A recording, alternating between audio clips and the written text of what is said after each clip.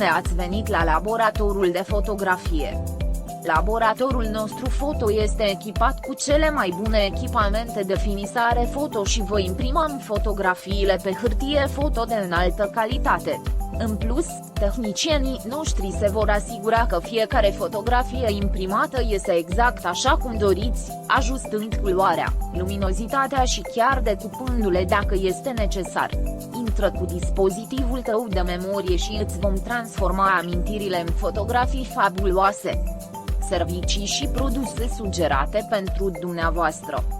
Developare fotografii la prețuri mici. Comanda acum.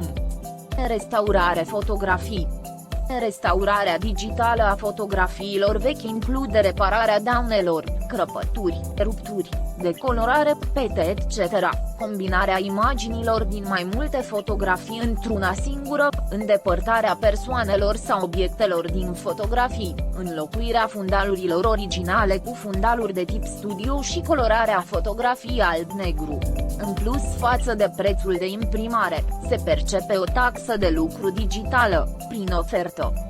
Casete video transfer pe DVD sau stick. Putem transfera casete video VHS, VHSC, 8 mm, P8 și mini pe DVD. Putem transfera și formatele NTSC și PAL. Este disponibilă duplicarea CD-urilor și a DVD-urilor. Fotoceramica.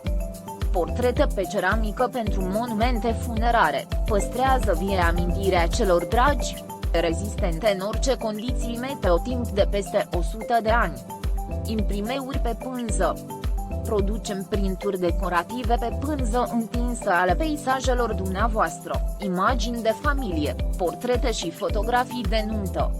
Cadouri personalizate, calendare Canabrelog.